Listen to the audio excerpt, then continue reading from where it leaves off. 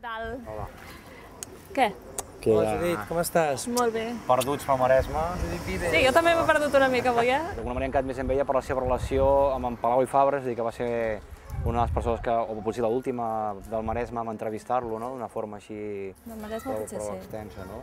La veritat és que em fa il·lusió venir aquí, tot i que ara feia temps que no venia. He repassat, l'any que el vaig entrevistar, fa 5 anys que el vaig entrevistar. Sembla que va morir al cap de 2. I tot i que jo per la feina estic més centrada en Mataró, quan es va inaugurar la Fundació Palau em va enganxar en l'època de corresponsal. I també va servir una mica per descobrir el Maresme, perquè els que estem a Mataró a vegades ens costa. La gent de Mataró, a veure, que un poble tan petit com Caldes pugui tenir una fundació com la Palau i Mataró encara no acaba de tenir res fins ara, perquè bueno, ara vindrà el tema baixat, però fins ara gairebé Mataró no tenia un referent artístic. Bueno, no té. No, la veritat és que el primer que vam pensar és quina enveja poder tenir això, perquè és un autèntic luxe. La Fundació Palau ven molt la marca Picasso, perquè és una marca que atreu molt, però també fan moltes coses de poesia, precisament perquè en Palau i Fabra era poeta i també va promoure l'activitat poètica. Vull dir que és un centre així com molt envejable l'activitat que té. Mataró va fer un homenatge en Palau de mà d'en Calleja, no em facis dir els anys, però en fa uns quants. I el van portar, llavors vam anar a algun bar a menjar alguna cosa, ens vam asseure de costat, i al cap d'una estona vam descobrir que ell no hi sentia res d'una oïda i jo de l'altra, i estàvem de la que no sentíem. I arreu que no ens enteníem el que dèiem vam arribar a aquesta conclusió. Vull dir que és una cosa d'aquelles anecdòtiques. Era divertit perquè quan l'entrevistava, jo quan el vaig entrevistar, el vaig venir a entrevistar aquí, i et feia seure al seu costat, a l'orella bona, i que li fessis les preguntes directament a l'orella perquè és que no et sentia bé. Però, tot i això, va ser una de les entrevistes més maques que recordo, perquè la veritat és que parlaves amb en Palau i estaves parlant amb la història de la cultura catalana, la cultura europea i la cultura del món. Per exemple, l'any passat Barcelona estem a Pere Jaume, vull dir que és un d'aquests personatges també que... Ja us dic, el Picasso era el reclam de la Fundació, però en Palau també va venir a padrinar una mica artistes joves o no tan joves, o prometedors o no tant. En Pere Jaume, per exemple, aquí és l'artista màxim a casa seva i és el segon artista, jo crec, més important després de Picasso que s'exposa aquí.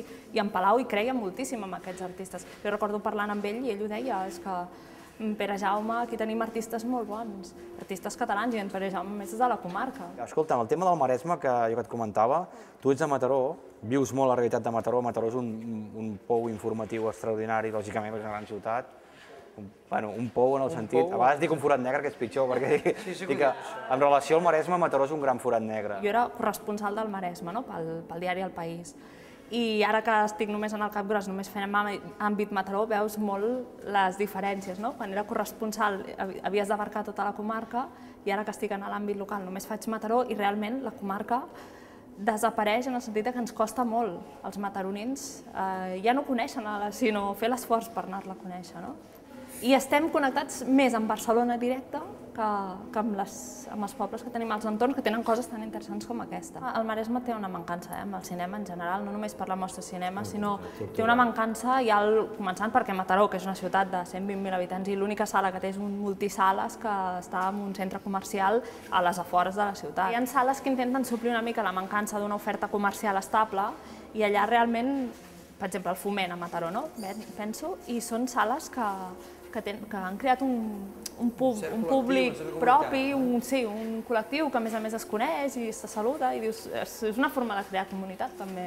No sé, jo crec que un dels problemes de la mostra de cinema precisament, i de molts festivals, no només de cinema, de Shakespeare, de teatre, coses que es fan a Mataró que no aconsegueixen, que podrien servir com per crear personalitat de comarca i no l'acaben de crear perquè jo crec que és retroactiu. Mataró no surt de Mataró i la resta de comarca bé li costa venir a Mataró.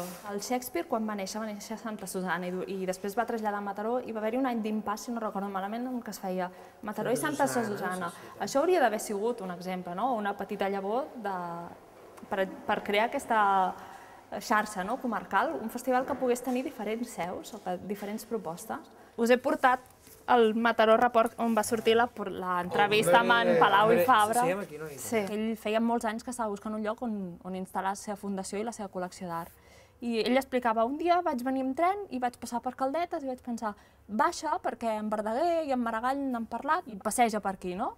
I una mica al baixar i passejar per el poble i veure lo maco que és i i recordar aquests poetes és una de les coses que ell va pensar, ostres, aquí estaria bé tenir la fundació, no? Amb això em refereixo que algú de fora va haver de venir, algú de fora, a descobrir els encants o les joies que tenim aquí al Maresme. No sé, per exemple, el Tecnocampus comença a ser una cosa local de Mataró i s'ha acabat obrint al Maresme una mica amb aquesta voluntat de fer comarca, no? Va haver-hi uns anys, cap als anys 80, una mica la represa, la democràcia, l'espit aquell inicial de llengua, cultura, compromís, però llavors això es va adormint, com molt institucional al final, perquè hem de parlar del Maresme, perquè toca parlar del Maresme, posem una etiqueta aquí i adeu, no? I s'ha acabat, però en canvi no hi ha res de fons, no? Des d'un periodista cultural, algú està pensant en posar en consonàncies, és a dir, aquests grans recintes que mica en mica es van creant, el Monumental, la Massa, la Sala, el nou que hi haurà de l'Amistat de Premià de Mar, algú està treballant per intentar posar en consonància aquests grans teatres? Perquè tampoc som tanta gent, no? No s'està fent això, i tampoc tenim uns equipaments tan bons. La Massa potser està bé, la reforma es va fer de l'edifici, però no són teatres auditoris molt potents, tampoc ni tan sols Mataró, és una de les mancances que té, no? L'important és que la cultura serviria per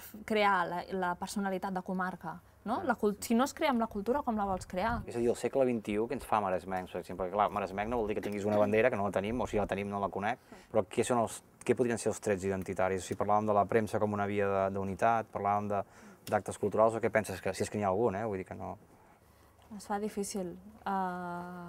Suposo que hi ha algun nom concret que fa identificar la comarca, hi ha trets turístics, per exemple, el mar, l'oferta turística, que també ens descriu una mica com a comarca, però fora d'això és complicat, També l'altra pregunta seria si realment, si ningú se sent del Maresme, que no és veritat, vull dir, hi ha gent que sent i gent que no, sí, perquè sí val la que pena que ho forcem, tot jo això, penso que sí que hi ha un sentiment de som del Maresme, però cadascú és de la seva part del Maresme, no? De Mataró som de Mataró. Hi ha uns sentiments com subsentiments, no? Però és que Mataró, els polítics de Mataró, els últims anys més aviat, han interioritzat una mica aquesta idea de comarca, perquè clar, sempre s'ha dit a Mataró que no fa de comarca, i ara sembla, continua no fent-ne, però sembla que tingui... Comencen a adonar-se'n que hauria calgut tenir, o que caldria avançar cap a la idea de comarca. Alguna cosa hi ha de Maresme si ens estem preguntant què és el Maresme, no? Jo vull pensar que existeix, vull pensar que és una que estem buscant alguns o molts, volem descobrir què és, no? I més que preguntar-nos si existeix, penso, sí, existeix, on la busquem i com la definim, no? Com la desvetllem.